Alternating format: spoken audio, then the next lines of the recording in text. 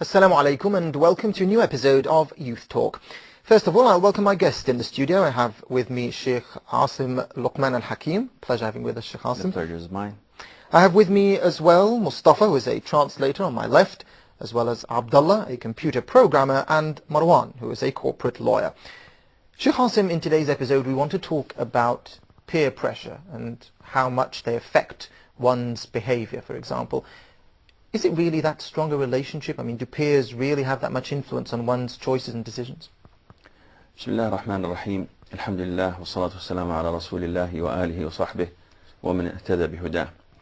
I think that you all agree with me that a human being is a social by nature. Is a social person. He would like to socialize.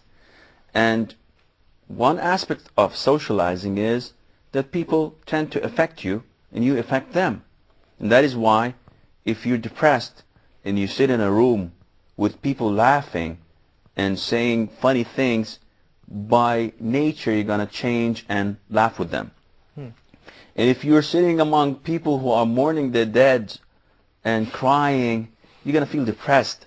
So it all depends on the environment you're at.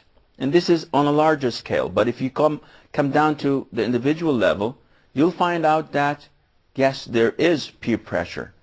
And an individual is influenced by those whom he associates himself with. So this is clearly stated in the Quran. It's stated in the Sunnah as well. The Prophet says, sallallahu alaihi wasallam, that an individual is following the religion of those whom he associates himself with. So you should look to whom you associate yourself with. This is the instruction of the Prophet ﷺ. And religion means that the way of life is not necessarily Islam or other religions than Islam, but it means the conduct, the values, the beliefs, the ethics. This all falls under religion. So it depends on who you associate yourself with. And this is clear to all. I believe that if your best friend, for example, uses jargons or uses a certain word, by default you're going to find yourself using it the same.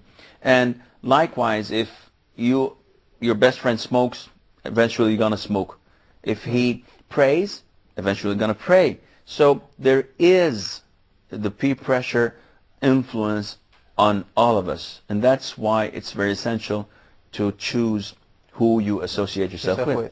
Marwan, would you say, or would you go by the slogan or the motto that says birds of a feather flock together? Yeah, but I'll say something, because people usually meet on one certain thing, a common thing between them. So if I'm working somewhere, I'm going to meet a friend. Where am I going to meet him? At the place of work, for example. Or I'm going to meet him at a club, so we go to the same places, or we intrude the same places together. So that's where we meet, and that's how the friendship starts from. So if we meet on God, I mean meet at a mosque, and encourage ourselves, encourage each other to pray and do all our practices of Islam as Muslims, that's going to be the successful relationship or the successful friendship. Otherwise, I wouldn't have a friend who's completely contradicted than I am, because I'll care for the effect that he negatively affects me. So, or I affect him negatively both ways. It goes both ways. So people contradict each other this way. Sheikh Asim, sometimes people tend to say they're just trying to fit in. I mean, that term, you hear it a lot when somebody tends to go out with some people and then maybe changes his dress to wear, or her dress to wear certain things that they do. They tend to say, oh, I'm just trying to fit in with the rest of society or the rest of my group. Is that sometimes a problem, or is that just a way of getting out of admitting that you're doing something wrong? Well, actually, it can be an excuse to justify the wrong things that you do. And in the Quran, Allah Almighty says that on the Day of Judgment, you can give as many excuses as you can, but you are well aware of what right or wrong you have done, so you're going to be questioned accordingly. The problem with fitting in is that usually those who fit in don't measure whatever actions they're doing in accordance to the Quran and to the Sunnah, so that they would be able to determine whether it's right or wrong, because this is the only way to determine whether it's right or wrong. It's not the logic, it's not the common sense, it's not what the traditions and customs imply.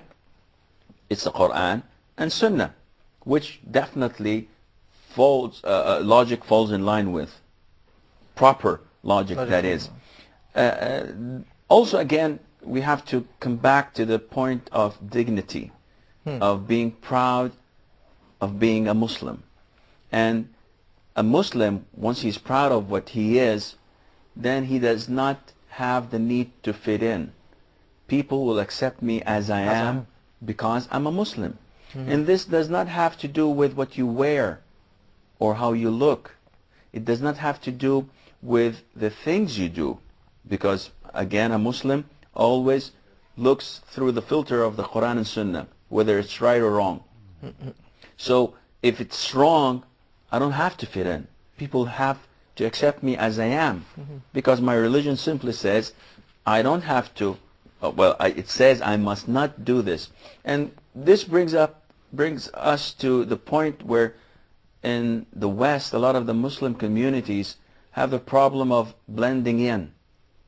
And this is the request of all the non-Muslim governments for Muslims to blend in, to integrate into society. And this is a big problem, because our priority is our religion. So whether you choose between a nationality of a country or your religion, definitely your religion is going to come on the top of the list.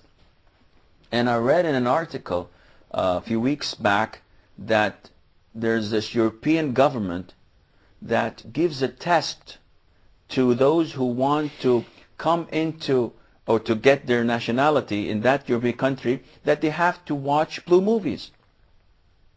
And this is outrageous. So they say that, well, we have to test their culture. Are they susceptible to such influence of what they find in the markets, in the media? They have to be immune to pornography and so on. And I don't know what type of religion or culture or way of thinking of asking a grandma or a young man or a child, in order to get the citizenship of that country, you have to pass through this test and go through 60 minutes of pornography.